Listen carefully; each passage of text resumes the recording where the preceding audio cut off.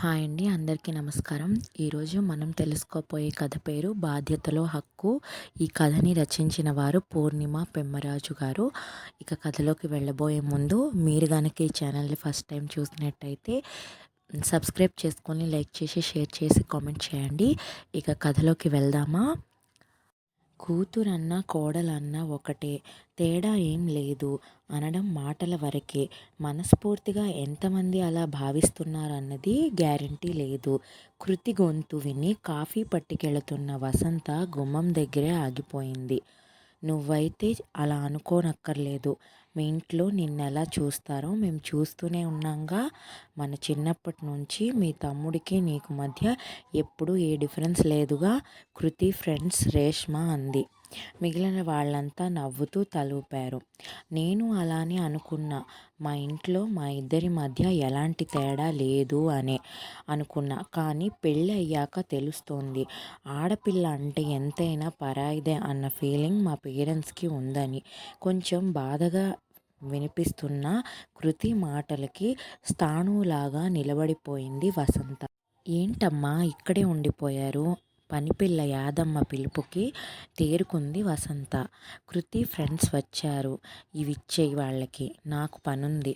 Tray యాదమ్మకిచ్చి వంటింట్లోకి వెళ్ళిపోయింది. షాకింగ్గా ఉంది వసంతకు. తన చెవుల్ని తానే నమ్మలేకపోతుంది. నిజంగా కృతియేనా అలా అన్నది? తను సరిగ్గానే విన్నదా? ఏం తేడా కనిపించింది కృతికి? అలాంటి తేడా ఏది కృతికి అనిపించకూడదనే కదా పుట్టినప్పటి నుంచి తనని ప్రిన్సెస్ లాగే చూసుకుంటూ వచ్చాం కదా.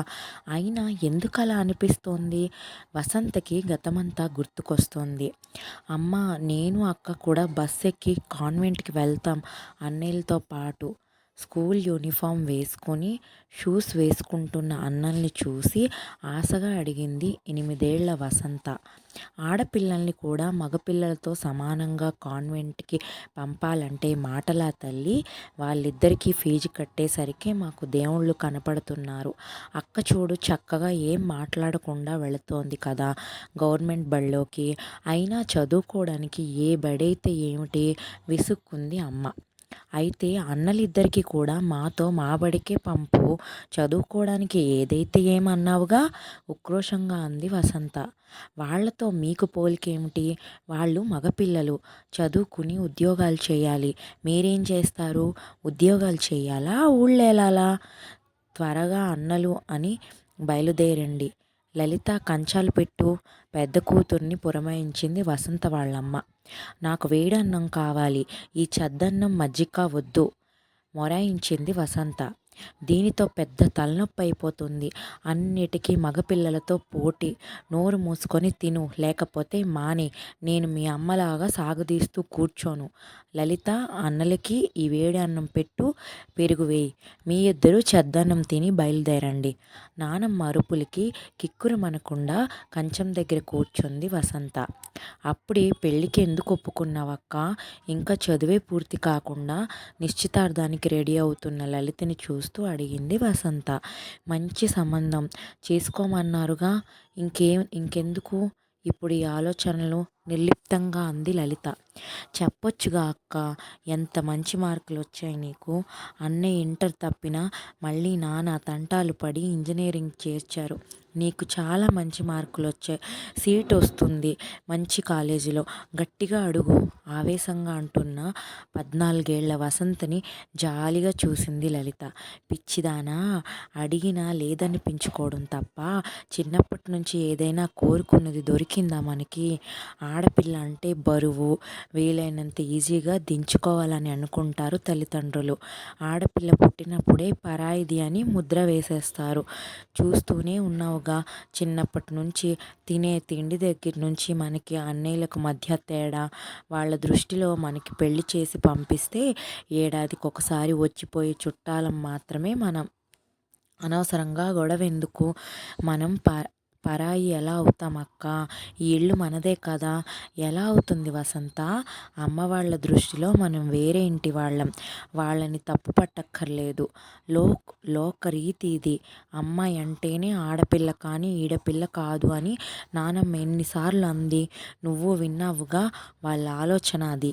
ఎందుకు గొడవ పెట్టుకుని మనం బాధపడి వాళ్ళని బాధ పెట్టడం? నేను అలా ఒప్పుకోను ఉక్రోషంగా అంటున్న వసంతని చూసి నవ్వొచ్చింది లలితకి. సరే ఒప్పుకోకు. రేపు నీకు పెళ్ళై పిల్లలు పుట్టాక నువ్వన్నట్టే పెంచి చూపించు. సరదాగానే లలిత అన్న ఆ మాటలు ముద్రపడిపోయాయి వసంత మనసులో. నీకేదన్నా గిఫ్ట్ ఇవ్వాలని ఉంది.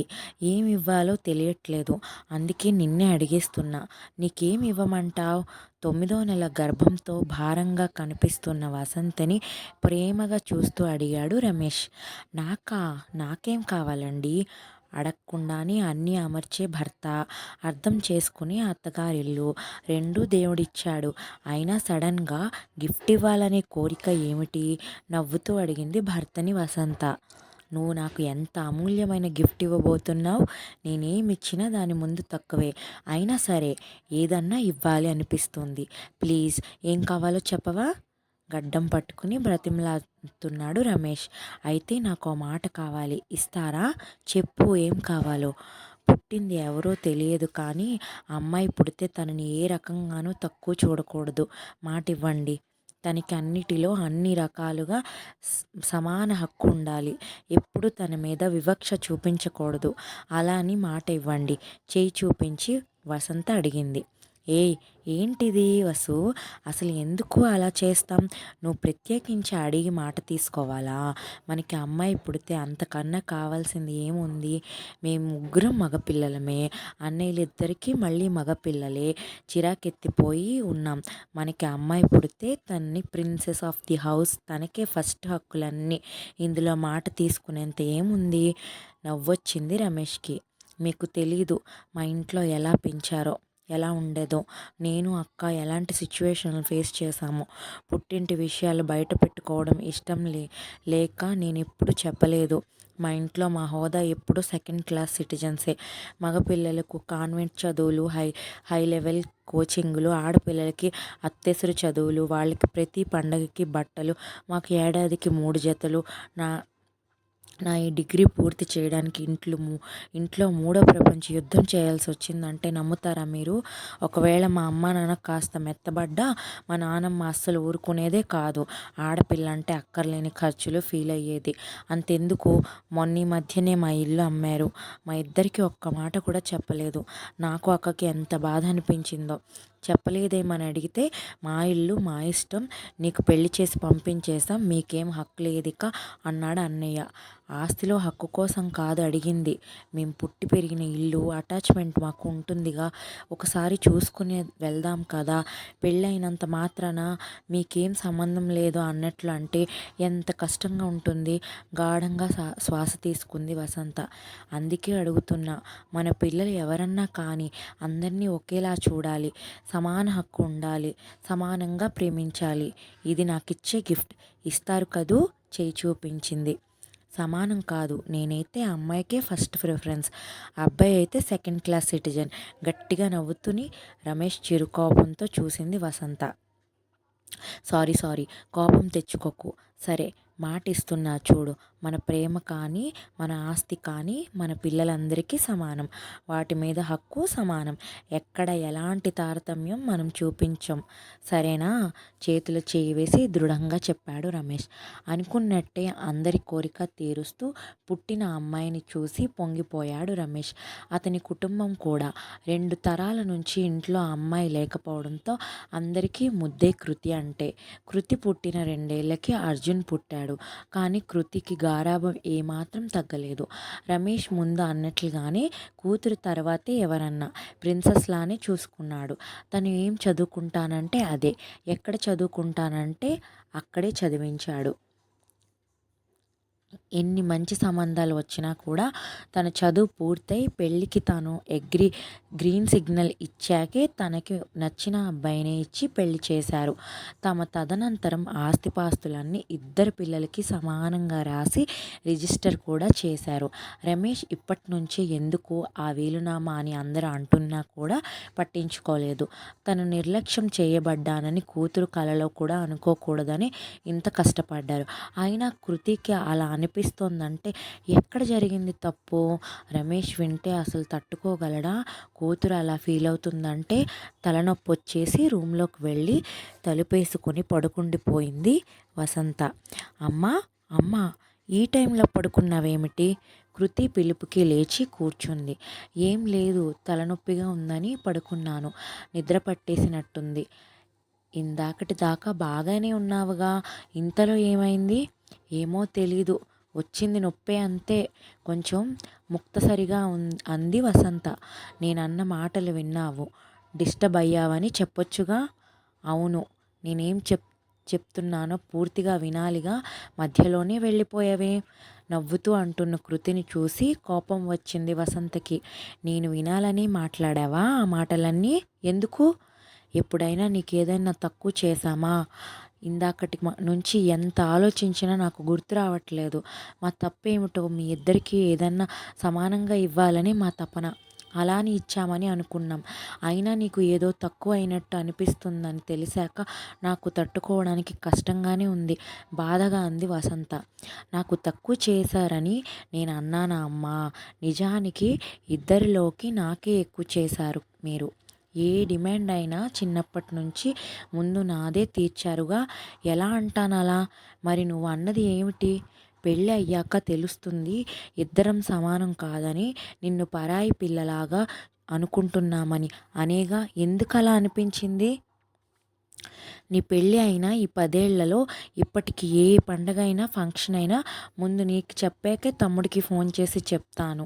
ఈ ఇల్లు మా మిగిలిన ఆస్తులన్నీ మీ ఇద్దరికి సమానంగా రాసేసాం. ఎక్కడ నీ హక్కుకి భంగం కలుగుతుందో అని నీకన్నా కూడా ఎక్కువగా నేనే మీ నాన్న ఆలోచిస్తాం. చెప్పుకుపోతున్న వసంత చేయి పట్టుకొని ఆపింది.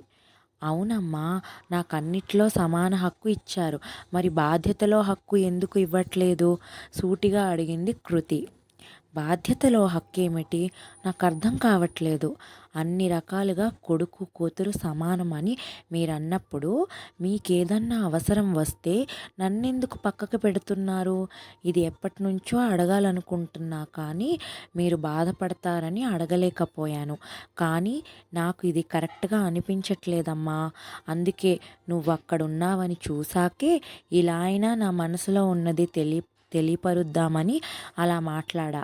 కానీ నువ్వు పూర్తిగా వినకుండానే వెళ్ళిపోయావు. ఏమంటున్నావు కృతి? ఏమిటి నీ బాధ? నాకు చెప్పడానికి అడ్డేమిటి చెప్పు. 2 ఏళ్ల క్రితం నాన్నకి హార్ట్ ఆపరేషన్ అయింది. నేను చెప్పాను మనీ సర్దుతానని. మీరేమన్నారు? మా దగ్గర ఉంది, అక్కర్లేదని అన్నారు. కానీ తమ్ముడికి అడిగి తీసుకున్నారు. అవునా?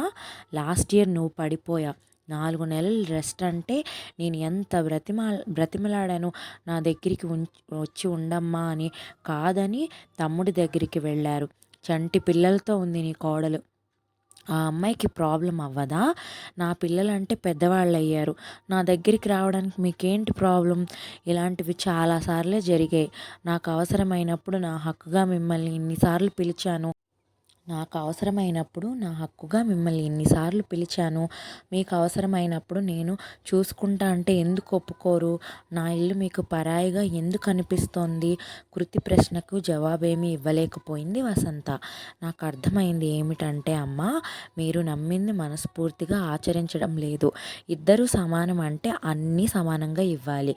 మీ సుఖాలలోనే కాదు, కష్టాలలోనూ నాకు భాగం ఇవ్వాలి. హక్కులతో పాటు బాధ్యతలు కూడా చెప్పాలి. లేదంటే నాకు ఇప్పుడు మీరు నన్ను పరాయిగా చూస్తున్నారని అనిపిస్తుంది, నిజమవుతుంది. అమ్మాయిలకి అన్నిటిలో సమాన హక్కు కావాలి అమ్మ, అలానే బాధ్యతల్లో కూడా సమాన హక్కు కావాలి. ఇందాక నా ఫ్రెండ్స్కి అయినా ఇదే చెప్పాను. ఇదంతా నువ్వు నాన్నకి చెప్తే సరి, లేకపోతే నేనే చెప్తాను. బాధ్యతలో నా హక్కు నాకు ఇమ్మని. నిజానికి సమానంగా కాదు, నాకు కొంచెం ఎక్కువే ఇవ్వాలి. మొదటి నుంచి అలానే ఇచ్చారు కాబట్టి నెమ్మదిగానే చెప్పినా చాలా స్పష్టంగా చెప్పిన కృతి మాటలతో తమ ఆలోచనల్లో ఎక్కడో ఉన్న చిన్న తప్పుని అర్థం చేసుకుంది వసంత. అందువల్ల కూతురు ఎంత హర్ట్ అయిందో అర్థమైంది. ఇంకెప్పుడు ఇలా జరగదు తల్లి, తెలియకుండానే నిన్ను బాధ పెట్టినందుకు సారీ. కానీ ఒకటి మాత్రం చెప్పాలి, అందరూ ఆస్తుల్లో హక్కు అడుగుతారు కానీ బాధ్యతలో హక్కు అడుగుతున్నావు చూడు. నిన్ను చూస్తుంటే గర్వంగా ఉంది. నీలానే అందరు ఆడపిల్లలు ఉంటే ఎవరు కూతుర్ని తక్కువగా చూడరు, వద్దనుకోరు. ముద్దు పెట్టుకుంది కూతుర్ని. అందరూ కూతుళ్ళు నాలాగే ఉండాలంటే అందరి తల్లిదండ్రులు మీలాగా ఉండాలి కదమ్మా. నవ్వుతూ ప్రేమగా తల్లిని కౌగిలించుకుంది కృతి.